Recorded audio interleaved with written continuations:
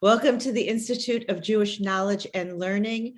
We are studying Maimonides and the book that changed Judaism with Rabbi Akiva Mann, taking us on a deep dive into the Guide for the Perplexed. Take it away, Rabbi. Welcome back. Okay, I accept the welcome and welcome to everyone else.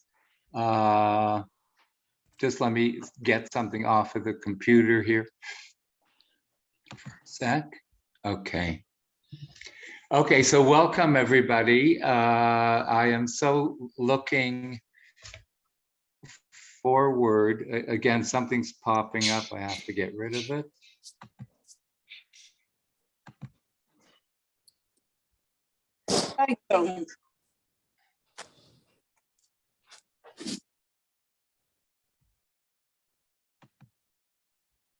Oh, when you try to get rid of something, another thing just pops up.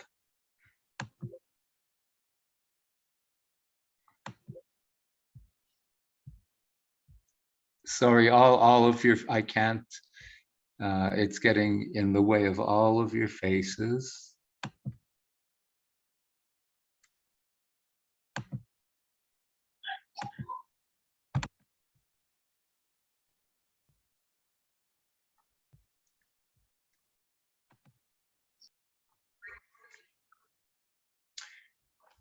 Okay, Chevra, so everything here in the Holy Land is good. I hope everything in Florida is all good, well and good for you.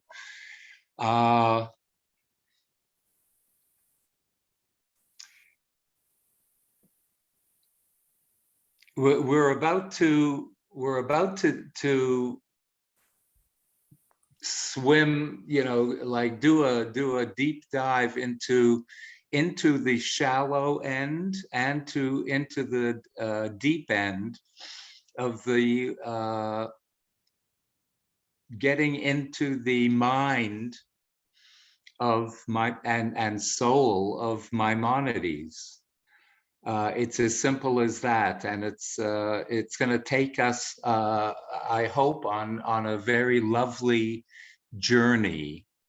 We have to be patient with Maimonides because his philosophy and his theology is one that we have to enter into the shallow end and then find ourselves in the middle of his pool, and then be launched into the deep end. So that's why this series is on the Guide for the Perplexed is only 10 weeks, but it really could be 100 weeks. So we're going to take it nice and slow, and we will hopefully find out the effects and of all of this beautiful Maimonidean refreshing water on us, only in gradual spurts. I know Sandra Lilienthal is doing a class tomorrow on more of a biography and historical account of Maimonides' life and his thought processes, and we are concentrating on Maimonides' book of the Guide for the Perplexed, which he wrote at the end of his life. But I do have to give you at least a 2-minute introduction into the man. Maimonides, we're talking about an individual, a master of thought, not only Jewish thought, but general thought. and regarded as one of the most outstanding thinkers of all time, not only by Jewish communities, but also by Christian communities and philosophical communities. He was not only a Jewish philosopher, but in the mind of many, and myself included, his philosophy, his purely philosophical mannerisms were, and I think we will see this through the 10 weeks, were, I believe, were bordering on Jewish mysticism. And I believe that some of Maimonides' deepest thoughts really were the springboard for Jewish mystical thought. In other words, Maimonides laid the ground for the emergence centuries later of the dominance of Jewish mysticism. And I believe that he paved the way, not in an indirect manner. He paved the way towards Jewish mysticism. And those of you that have been in some of my classes throughout the years or throughout the decades, I hope you will recognize, and if you do recognize, please feel free to insert that when we come across a philosophical landmark that Maimonides is setting into motion, and that reminds you of something that the great mystical masters said, please make that correlation, because that is one of my purposes in this series, is to find a center point where Jewish philosophy and Jewish mysticism are not opposed one to another, but rather are partnering one with another and intertwined into each other. So Maimonides was the grand philosopher. He was a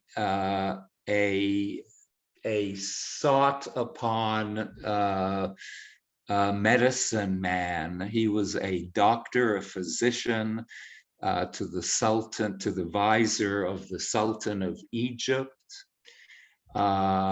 His time, I have no idea at all how he was able to write his works on Jewish law, on Jewish thought, taking into consideration his schedule. And he was also the leader of his own particular Jewish community. And as he gained renown, he also was recognized as the leader of the Spanish, the Sfardite, Egyptian Israeli communities. So his friends, his scope and the spectrum, the spectrums that he covered was enormous. I am only saying this for whatever he says. He has a very broad knowledge of the sciences, of the philosophical world and the outer and inner Jewish world to an extent that few others in Jewish history attained such a status. So friends, we're going to talk about the Guide for the Perplexed, but we need even a little an introduction into that, into what the motivation for Maimonides is writing the Guide for the Perplexed. So he starts off with a little parable, and he says like this: the concealed thoughts of the Torah are like a diamond that has dropped from a person's hand in their home. Indeed, a dark house in which there are many objects and clutter all around. The precious gem now rests in the dark house in some secret place, but the person doesn't see it and eventually gives up hope of ever finding it again. Then he continues by unraveling this parable. He says, the people are satisfied with the surface and literal meaning of everything, especially the Torah, and refuse to delve into concealed and subtle thought.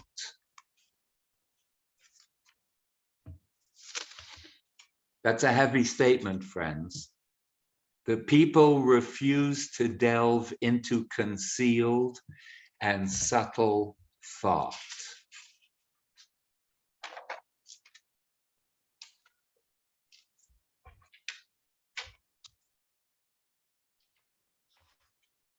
We're going to personalize these classes a bit, because if we follow the purely philosophical train of thought of Maimonides, I don't think we will have accomplished what I want to accomplish.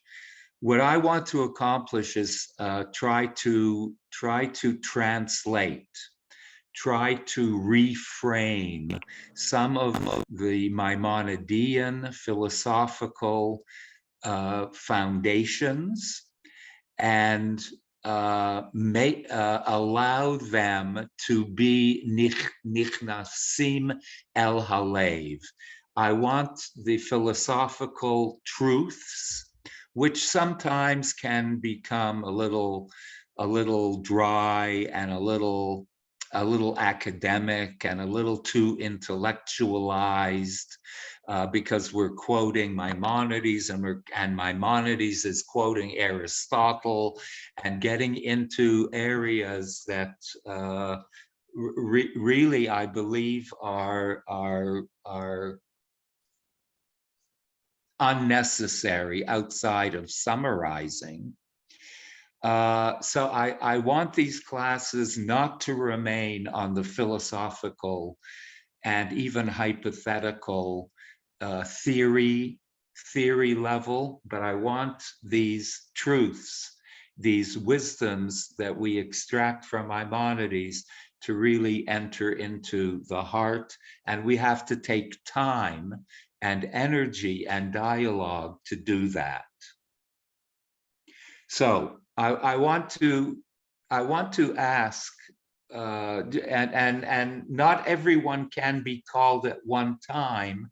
So if you're not called upon, this time, you'll be called upon next time. Kim is really good at that. She's really good at keeping score of who got to say and who didn't get to say.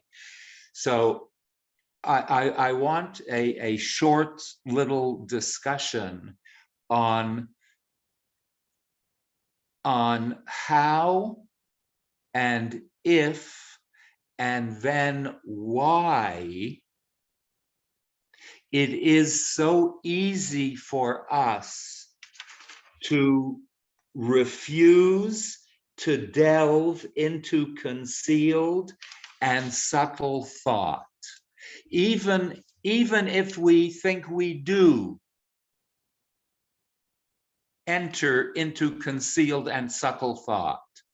I want to concentrate on the part where we don't, and sometimes there is something within us that we actually have a propensity to refuse concealed and subtle places within our minds or within our souls that we refuse to touch, because I believe that's an important aspect in opening up our minds and our hearts to Maimonides' processes of thinking. Do we refuse? Do you agree with that? And if you do, why is that? What are the reasons behind that?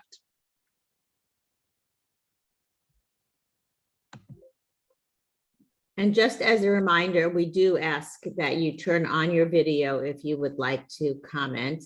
We prefer that you use raise your hand function. However, Marilyn, I see you. So Marilyn, nope, you turned that off. And all your comments can be short and sweet.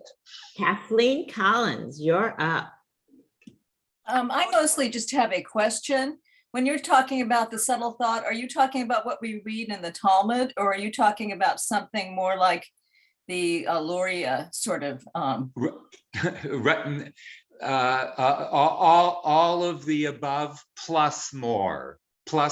We can get into the general idea, not only of the Jewish stuff, but in general, and also in particular, there is a point where and when we refuse to go into a concealed place that lies within. So on a psychological level, that is true. On an academic level, on a Jewish level, we refuse to go into concealed and mysterious places. So it really is general and what you mentioned also. Did that answer your question, or No, thank you. That's helpful. Thank you. Okay, so we have Karen, Marilyn Gross, Micheline, and then Molly with hands up. Marilyn will be our last, and Marilyn will be our last speaker of this group, and then we turn it back to you, Rabbi. Okay. So Karen. I find it very, oh, I'm sorry. Is this Marilyn? Which Marilyn? I said Karen. I'll call it, you'll be after Molly. The first thing that entered into my head is that I think it could be fear and also loneliness that that will stop me from going further. There is this thing about feeling like I'm on track with everybody else around me or something. So, I mean, and I'm not saying that I'm afraid all the time or that I don't ever, but when I don't, that's the reason. Very good. I'd like to comment on that before we go on. Maimonides talks a lot about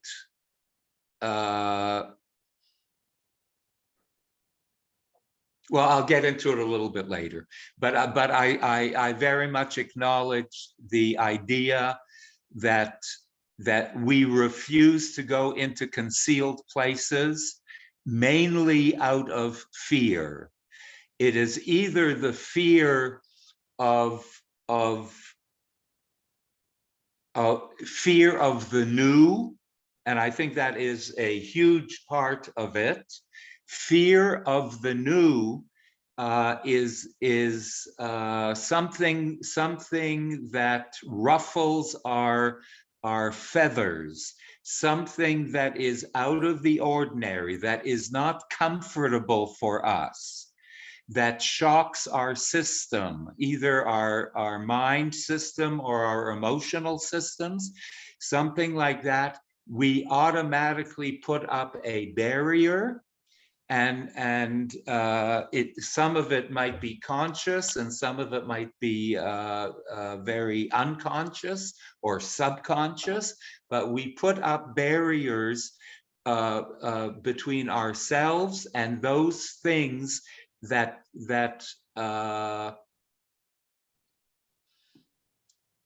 are so new to us that it shocks our systems, and we retreat and we pretend and we deny that, and we become very comfortable with the fact that we lost the diamond.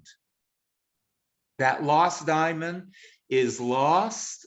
It's in the dark, and I just gave up on it, and that is what causes a lot of fear, and out of fear comes lack of moving forward, and that is the danger. Okay, next, Kim. We have, so it'll be Marilyn Gross, Micheline, Molly, and then Marilyn Schwartz last before we take it back to you. Marilyn Gross, you're up. Okay, thanks. Welcome back. You gave me a really vivid image in your introduction, and I think of those lost diamonds as something that can sparkle in the dark if there is a bit of light. And that light would be more Torah study, which would bring us closer to them. It's like a flashlight that shines around until we find them. And I think of studying about lost items, and there's a point where the person who lost something may give up hope of finding it. And I think in some ways that keeps us from studying, that we don't have enough confidence that we are able to approach these deeper meanings. And so we back away and give up. Well said, Marilyn. Well said. Okay, Micheline. Welcome home, Rabbi. Thank you, Micheline. To me, it's as though we are in our human form and we function in the human life with very concrete things and concrete people and situations. And when we're looking to delve deeper, it's delving deeper and closer to the soul and to infinity. And that to us is so unknown in our human form, in the form we know, that it's frightening. We're afraid of getting closer to that unknown. And yet in our early part of life, in our latest part of life, those are the things that we want most and that we're closest to. Great. Thank you for that. Molly, and then last up will be Marilyn Schwartz, and then we'll take it back to you. Morning, Rabbi. Good morning, Molly. The first thing that came to me is it's always easier to accept what's in front of you instead of questioning anything. Because when you accept what is in front of you, you are part of the group. When you question, you step outside the group. And so you're more involved with yourself. And most people want to be in the group and of the group. So when you start to question, you become the scientist, the astronomer, the philosopher. You become all of those things, but you have to be willing to give up something. And what you're giving up for me, when I think about it, is being part of the group. Because what is in front of you, everybody accepts. And what isn't in front of you comes from within. And that's harder sometimes to accept because you're stepping outside the box. So that's what came to me. Beautiful, Marilyn. I want to add something to that. It's not, I would add, it's not only what you're giving up is the group, which is a very, an extremely powerful influence, giving up or separating from the group. In terms of ideas, it takes a Superman and a superwoman to be able to do that. But it's not only moving away from the group that is difficult.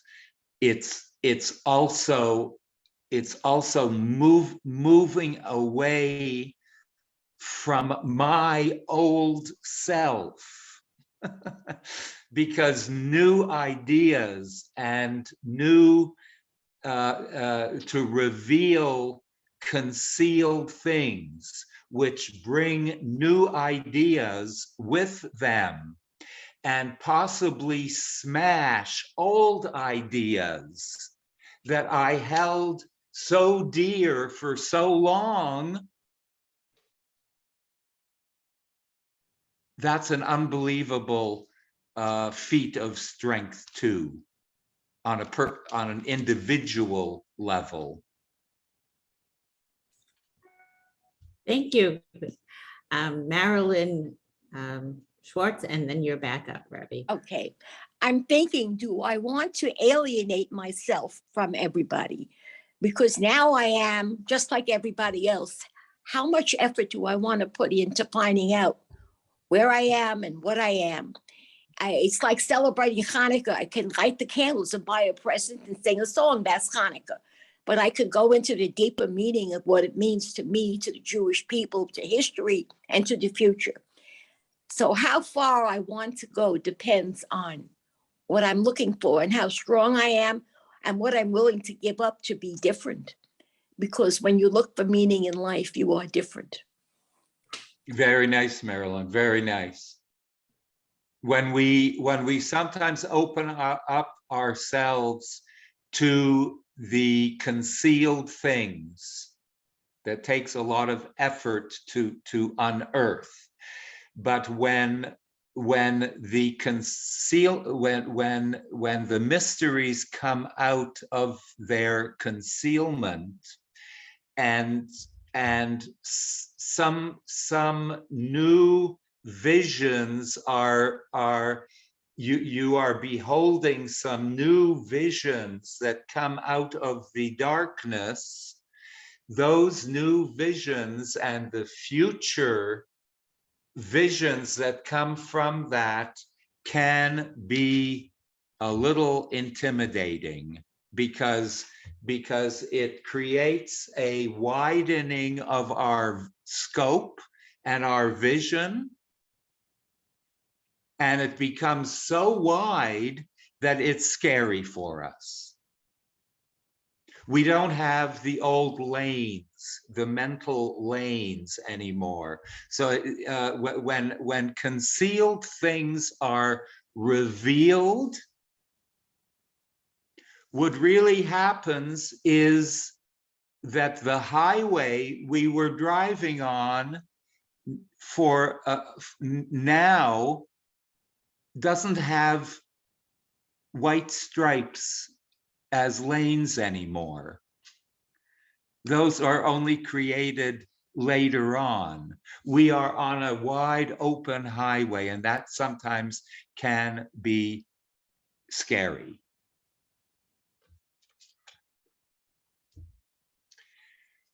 So let's continue. To Maimonides, friends,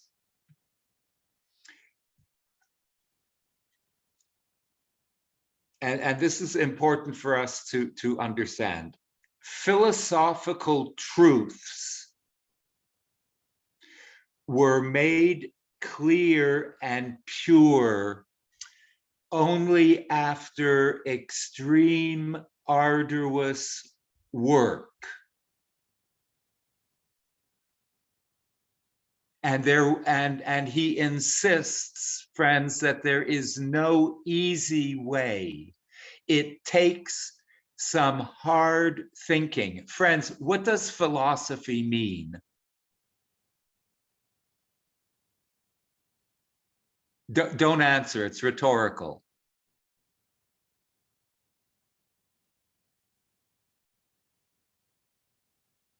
But we need to understand this, because I think it's if you walk away with anything from this first class, it should be this.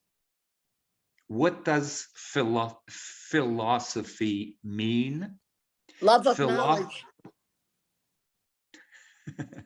What? Love of knowledge. No, it is no. Nearly, but no. The nature Nearly, Marilyn, but an emphatic no. The nature of knowledge. Because do not bring love into a place where love does not belong. You're using love's name in vain. The nature of knowledge.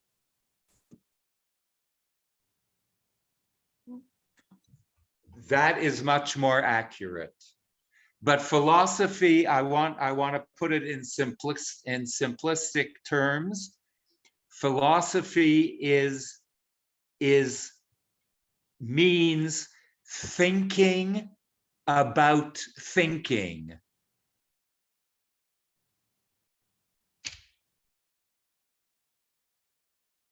Thinking about the nature of thinking. Thinking about thought. That's what philosophy means. Now, I want you to ponder that for a moment.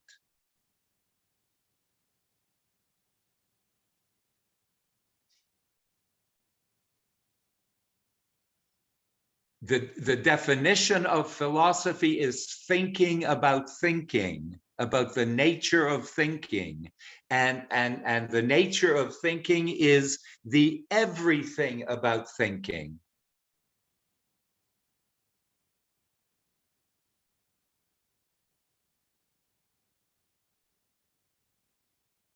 It includes everything that you can put under the category of thinking.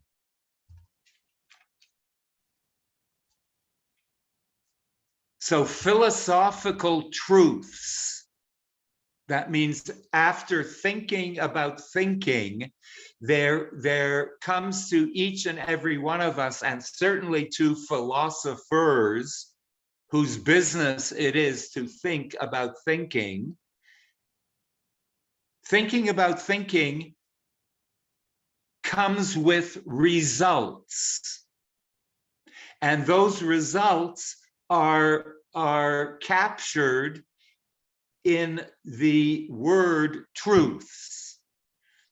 That after you thought and thought and thought about every aspect about one particular thing, we come up with some concluding truths.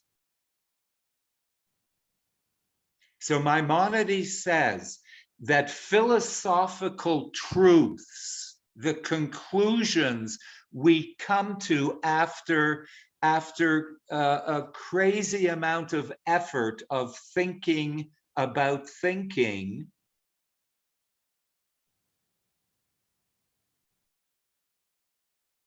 can become very clear and pure to us, but unraveling, this is the kicker, but unraveling the Torah and the major Jewish texts was much more challenging, says Maimonides. Philosophy, he says, is a hard job, but it is easier to conclude with some philosophical truths than unraveling truths out of Torah. Why? Because of the allegorical form and the ambiguity of language that is contained within the Torah.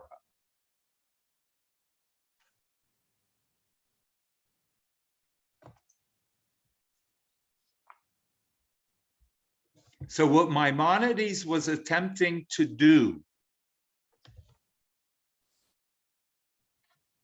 in his guide for the perplexed, he wanted to unravel all of the metaphors of the Torah, and even not only the metaphors, but wanted to unravel the principles of the Torah as to reveal the inner workings of the Torah, just as he said was what he was going to do in the philosophical realm. He was going to unravel thoughts and expose concealed ideas, truths that are universal thought truths that he wanted to for us to be exposed to. In that same vein that he did to philosophy, he wanted to do to the Torah. He felt that the Torah was, in a sense, a closed book. And why is it a closed book, he says? And this is really a quote from the Talmud that I have shared with you many a time. But this is really the crux of why he wrote the Guide for the Perplexed. One of the top three, at least. There's an expression in the Torah that reads, Dibra Torah Belashon B'nei Adam. The Torah was written Belashon B'nei Adam, in the language of people.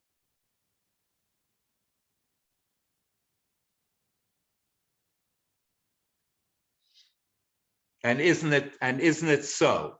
And isn't it so that the Torah is written in a way, especially Breshit and Shemot, and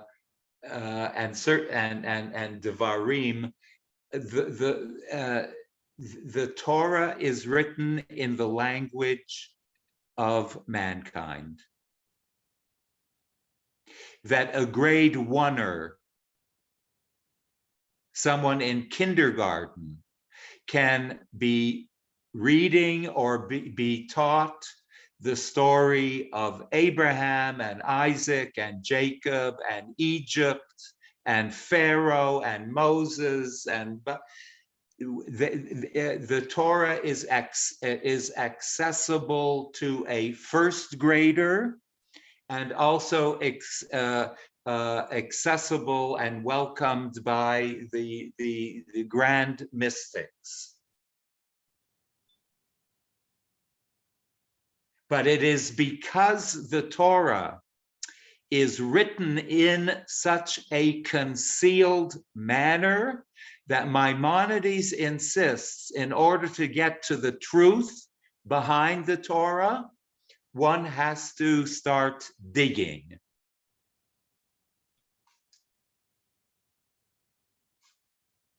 There exists in Torah a fantastic sense of accessibility through how it was written, but also ambiguity. The accessibility creates ambiguity and concealment.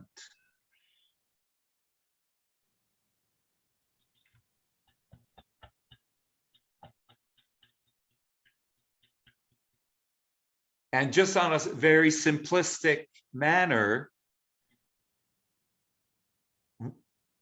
would we really want, would it really be efficient? And would it have been a good idea for Moses to present the Torah in a manner that was only suitable for mystics?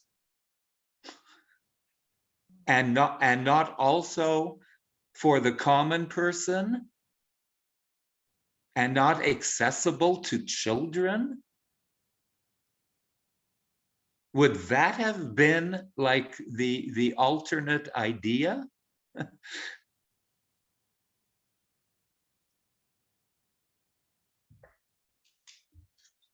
I don't think so. I think there's a wondrous thing.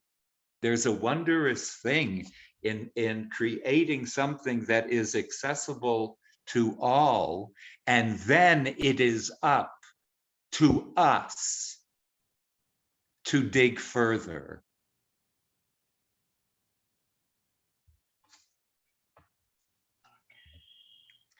And Maimonides insists and accepts no excuse for the Torah's anthropomorphism at all.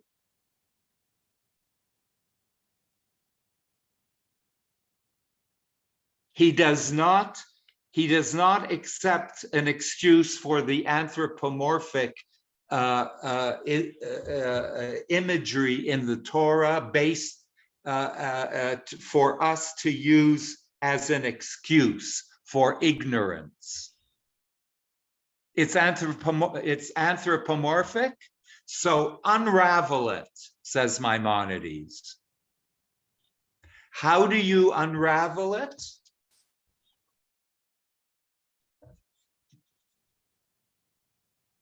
Through philosophical reasoning. And Maimonides is known to be a strict philosophical reasoner. He says that is going to unravel and unleash the mysteries of the Torah and the mysteries of life in general. Friends, thinking is something that Maimonides sees not as a random activity, but he sees thinking as life itself. And I'll explain a little bit. But we have to know how emphatic Maimonides was.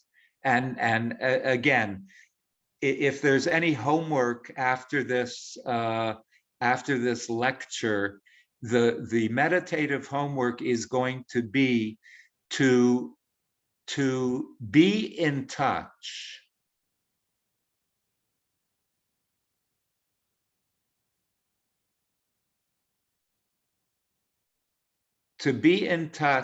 with the way you think. I know that's very general, but I want us to be conscious of our thinking moments. And Maimonides says when our thinking moments start increasing, and we start thinking about thinking, that is the key for unraveling our own mysteries, when we start thinking about thinking.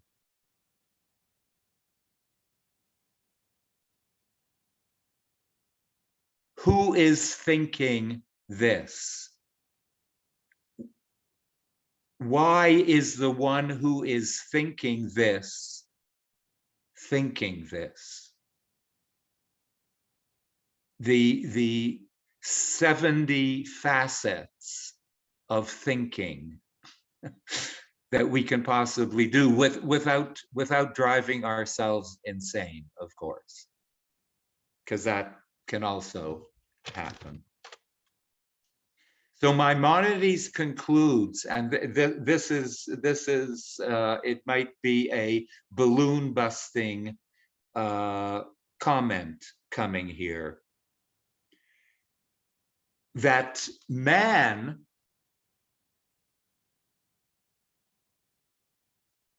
humans consist of two things. He says, we consist of matter, which is our bodies, our physical bodies, outside and inside, matter and form. He calls it form. Our special form is also called, later on, is called the soul. In philosophical terms, he calls it form.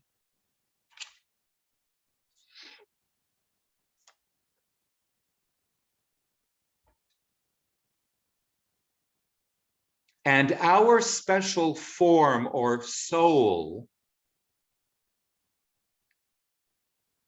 constitutes the essence of the human being.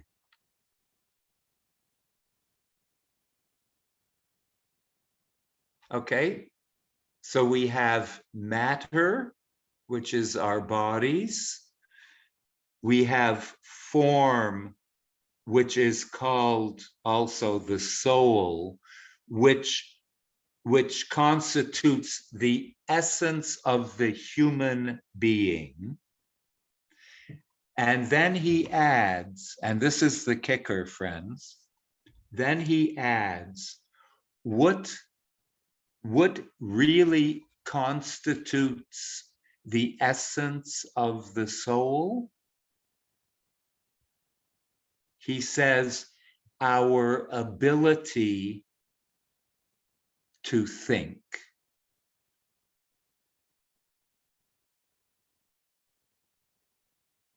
Maimonides is introducing an idea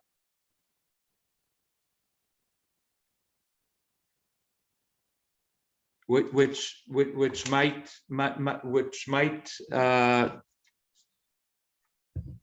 might take some getting used to, actually.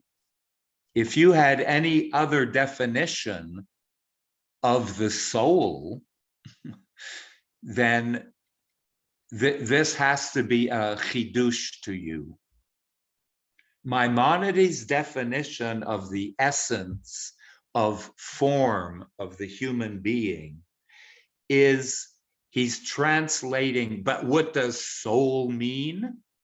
Soul means nothing more and nothing less than our ability to think and to reason. And he emphatically says that this soul is not something that one is born with as a substance.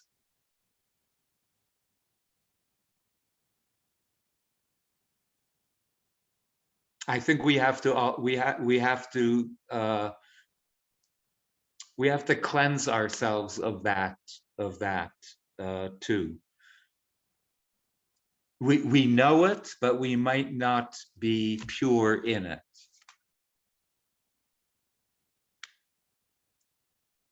We were not born with a substance called soul.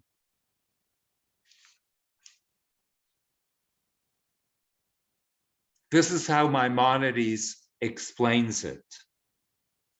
He says that a soul is given to man and woman purely as a faculty,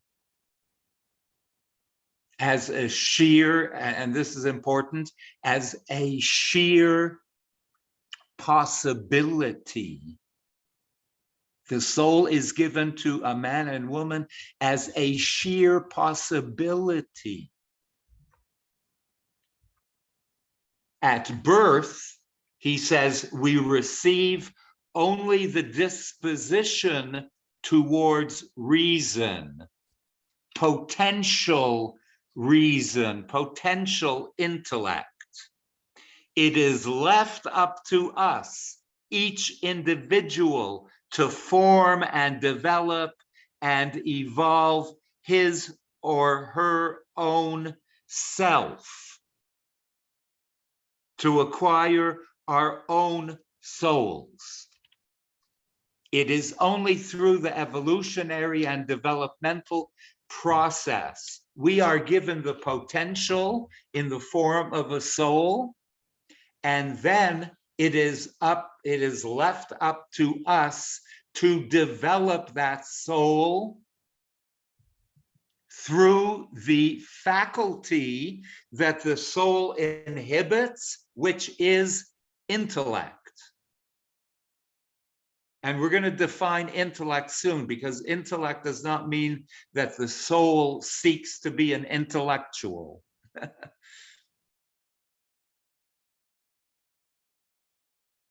The soul, Maimonides is kind of saying in reduced language, is that the soul is actually the thinking faculty within the human being.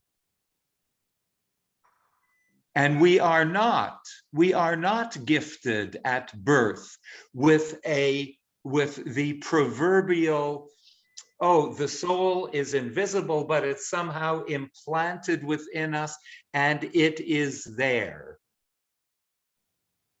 It is there in potentia. And everything that is in potential needs a mover to move that phenomenon that is in potential into actuality. That mover is our ability, says Maimonides, is our ability to think. Rabbi Akiva, are you ready for a comment? Rabbi Cantorisa has her hand raised.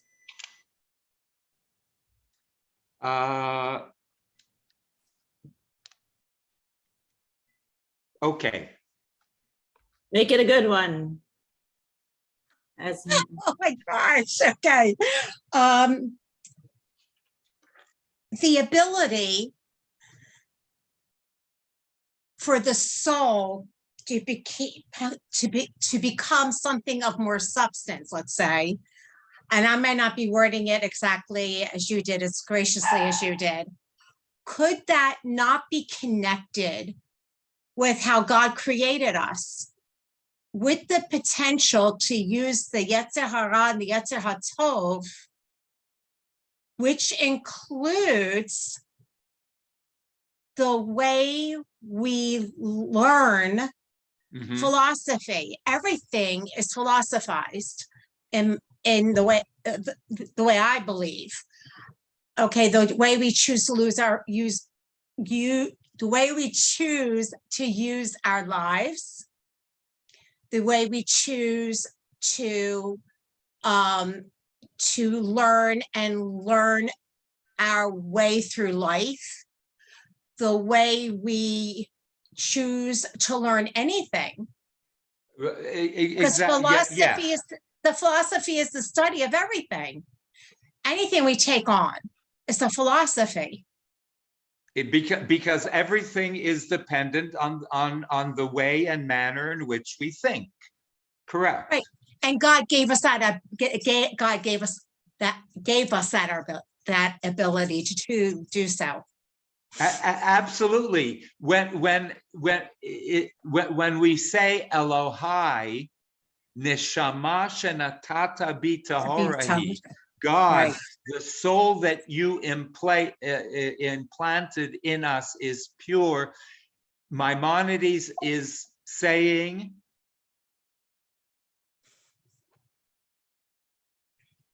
Maimonides could be translating this, Elohai, God, neshama shenatata bi, the faculty of thinking that you placed within me is pure. It's pure potential. Now I do with it, you do with it, whatever you want. Grow it any way you want. And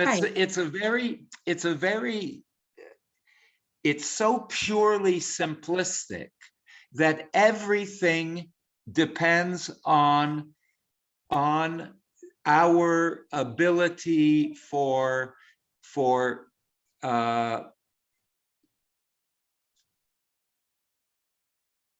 hitting target through our thinking processes.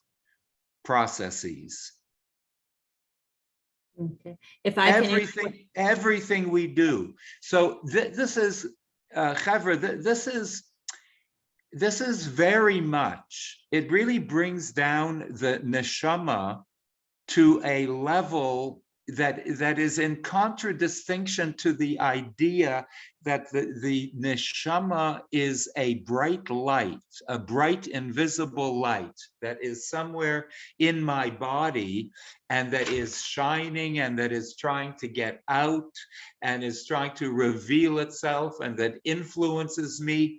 Maimonides is saying, don't be so mystical and don't be so romantic about it. The neshama consists of our faculty to think. That faculty to think can be very mystical and it can be very transcendent. It can be really out there, but don't detach your neshama from this energy, this God energy of the ability to think about thinking.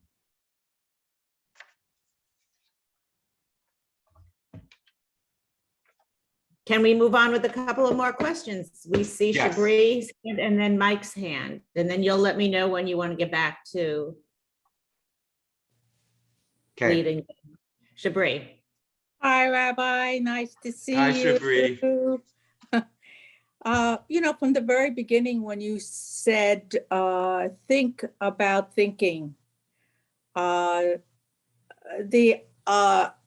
energy came within me and I said, think about thinking sometimes is a little confusing because even if I think and I go to sleep at night, I can get the answer, not by my thinking, but maybe it was just engaged by my thinking, but the answers are coming irrespective of my thinking.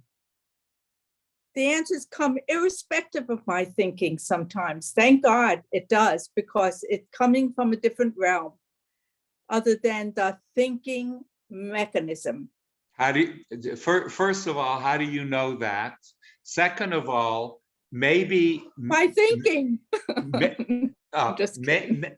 Maybe it was only because of the thinking about thinking that planted a seed of the conclusion or the results that come a little bit later. Yes, I believe that's true. Okay, so you cannot say that it came from a different place necessarily. It came as a result of thinking about thinking, and that's a very good point that we're going to come to later. even though I you don't probably really didn't. know that that's true, though. I don't know if that's the truth, what you just said. I don't know if that's the truth. I am just examining it. Uh-huh. Well, I am telling you that Maimonides is saying that truths do not come from nowhere. They come from the process and the power of thinking. Okay, all right, I'm still thinking about that. Okay, good. That's what we're here to do. That's questionable.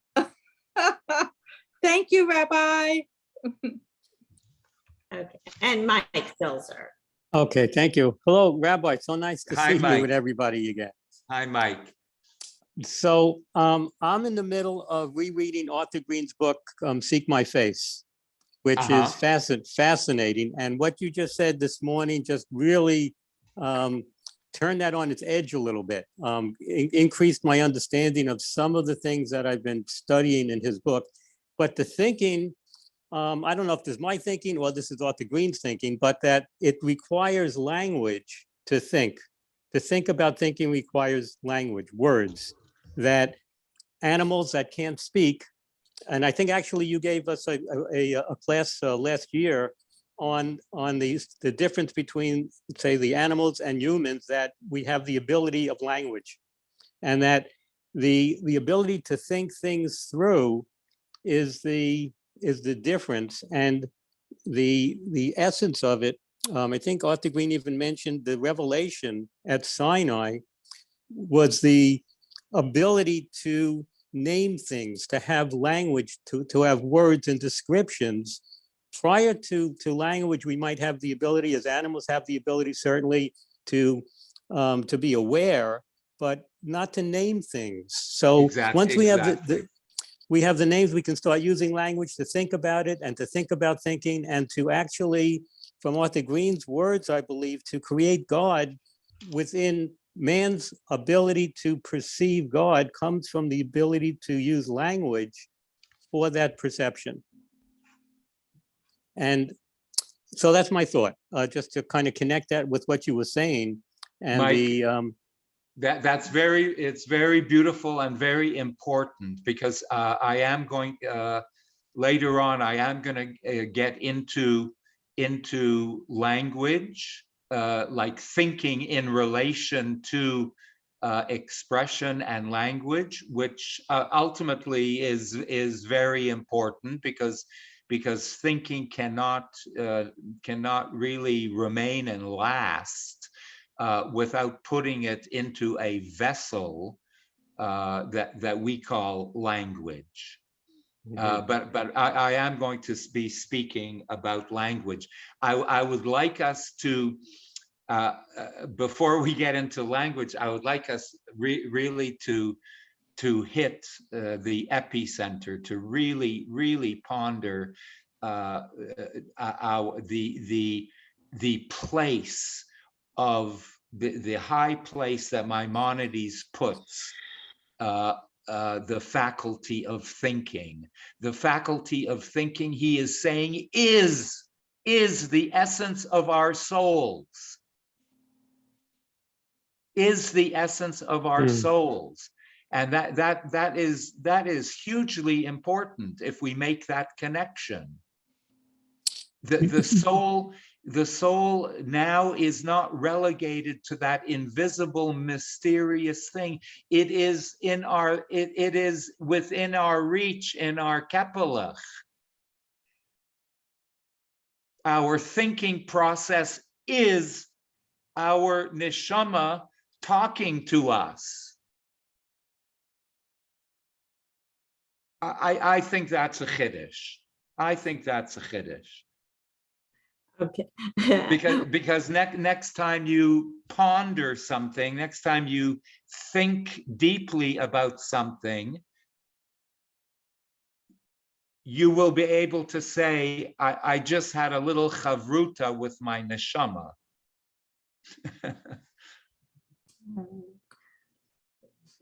Yeah. We can take Sheila and Debbie, and then that's going to be it for this round of questions. Sheila, please unmute. Okay, there's a little piece for me that seems to be missing, and that is the part that inspiration it has in this conversation. To me, it seems that when God inspires, or when one is inspired, it's God talking to us. So it's Torah, it's creeping between those spaces, those between the black and the white spaces, where we get those answers as to what needs to become. It's that other Torah. That's all. I just wanted to share that.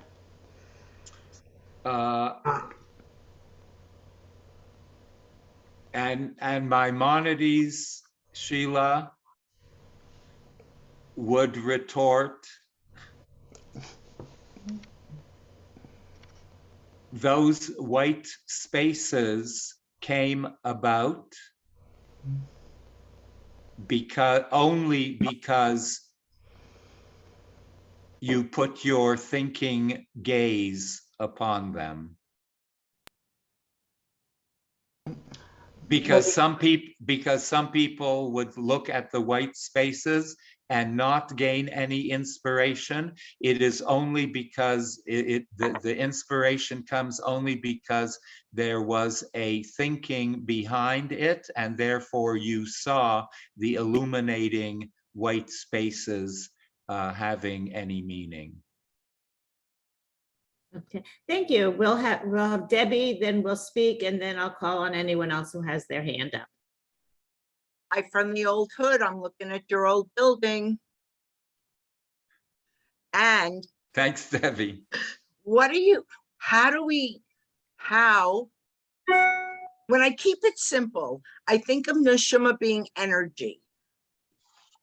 Because when I ponder, what am I, right? Besides the elemental physical, it's that energy. So if I work with the law of attraction and repelling, isn't it the light energy that I'm feeling?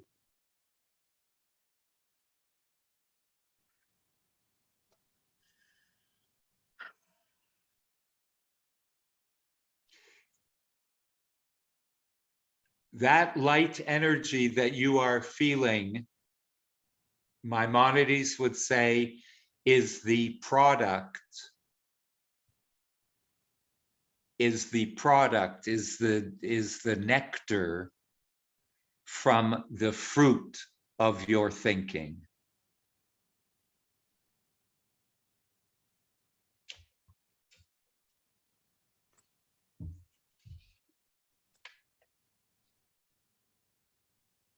Debbie, are you there? Yeah.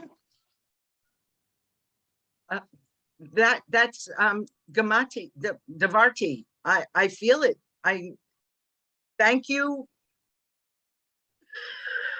Zoom. Okay.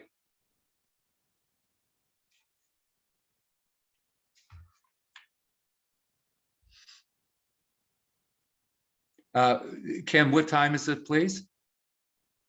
Anyone? 11:11.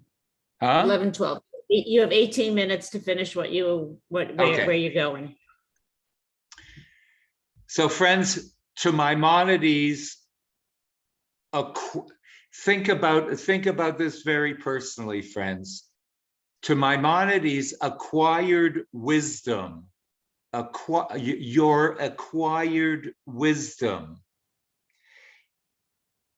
which is nothing else but the entirety of the knowledge that you have taken in during your lifetime. Okay, think of your acquired wisdom, all of the wisdoms, all of everything, your cumulative thinking for X amount of years. All of that is your acquired wisdom. That, Maimonides says, is your true essence. That is the essence of man. Nothing else. The contents of wisdom is, of course, not the externalities that you have, the information that you have absorbed during your lifetime. That's not what we're talking about. But the cumulative wisdoms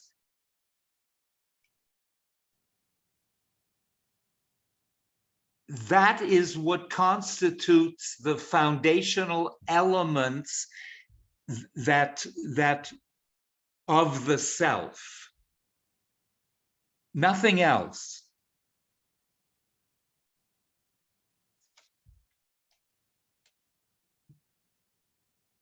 The true reality of ourselves is the acquired wisdoms that we have acquired.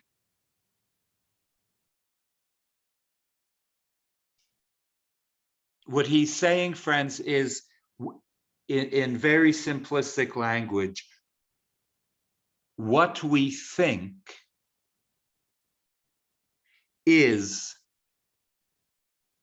the content of our souls.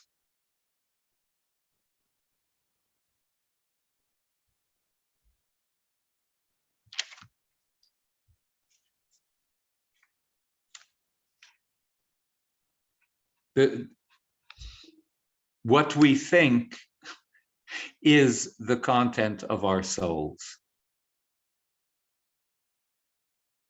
The spiritual self of mankind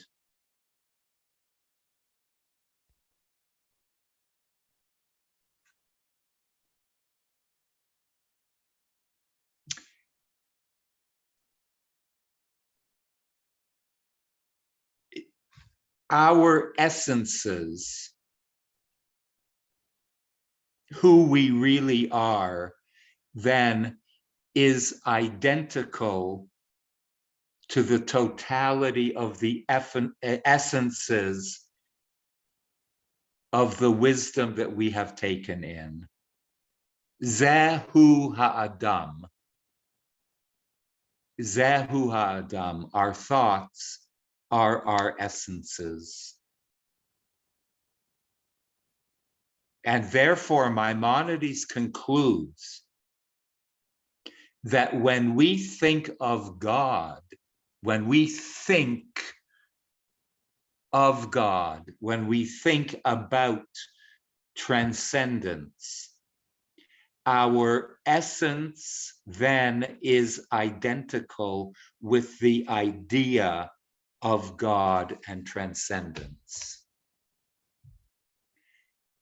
He says, the more we think about and investigate truths, universal truths, or Torah truths, the more we engage and envelop our minds in those thoughts, the more truth essence we become. The more we think about divinity and transcendence of God and the transcendence of the soul, the more the soul will become transcendence.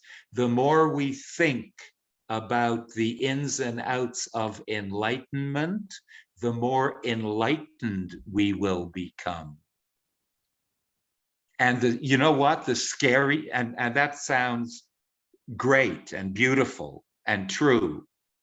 The scary thing is the opposite is true too.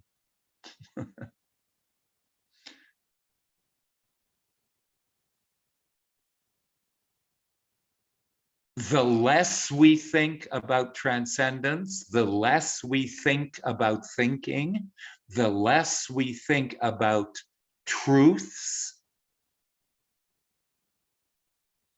the less truth will be contained in our essence, the less divinity will be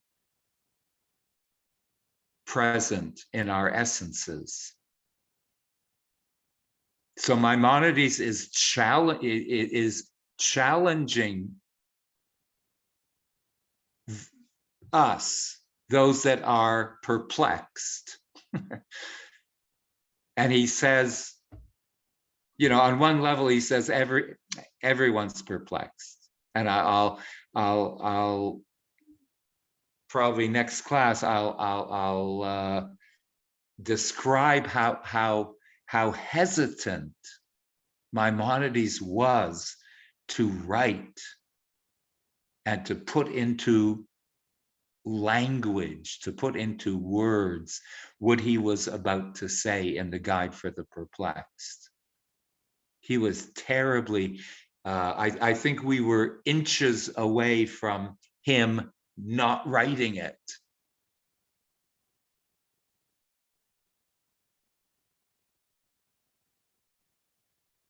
Because he thought he was challenging he might be challenging the masses too greatly, something that the masses were not able to absorb properly. And this truth is one of them. Rabbi Akiva, Joan Halpern has been waiting patiently for, and then Molly, and then then your last wrap up. Okay, so Sure. it's gonna be, and then Molly, and then your wrap up.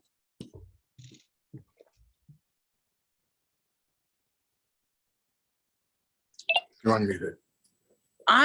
I love everything that you've said and that everything's shared. And I'm also confused about the negative thoughts, the thoughts that we have that don't serve us, that often repeat over and over and over. Where do they come from? If the thoughts are if the thoughts are feeding the soul, and if they're sourced from the soul because it's the potential, where does the thoughts that don't serve us come from? Life. You had a bad influential friend. Someone else had an abusive mother. Someone else had an absent father. Someone had all of us had at one point a very, very lousy, destructive teacher from life. And life affects our capacity to think, and our capacity to think about thinking. Life, that's when the matter and form. We consist of matter and form. Matter is an element in our makeup that affects form. So those thoughts come from matter, and the thoughts that are leading us to transcendence come from form.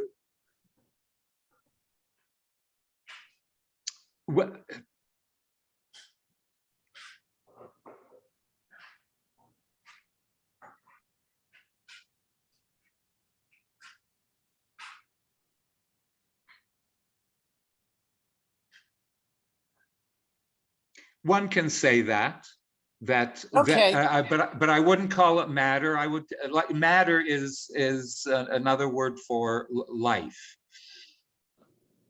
Okay, thank you. That works. Thank you. It's experiences that come from the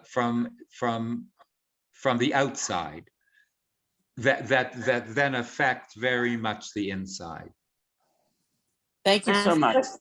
Thank you. Last question before I wrap up, Molly, and then Rabbi Akiva, and then I'll have an announcement. So my question is that why today so many people are into mindfulness, trying to get in touch with their own internal thinking? Because mindfulness is sort of sitting, and you're not supposed to have thoughts, and you're supposed to bring yourself back to central. But in essence, you're calming yourself enough to get in touch with your own soul and with who you are, which comes through your own thought process. And so people are turning to this, and it has, in essence, nothing to do with religion, but it is religion. Molly, differently. Absolutely. I think people that are engaging in mindfulness that are, let's say, not necessarily exposed to a spiritual or religious environment or community. I think those people that are engaging and seeking mindfulness, I think in our language and in Maimonidean language, are seeking their neshamas. Yeah. Okay. Thank you. And they are seeking their neshamas through the Maimonidean prescription, through using their thought processes in a way that is going to help nourish and help grow our capacity for reasoning, our capacity for our faculty of thinking. So it brings better results to us. It brings the self to the surface, brings myself back to myself. And that's what Maimonides is saying. You want to bring yourself back to self? Engage in thinking, engage in contemplation, engage in meditation. All forms of thinking is going to do it.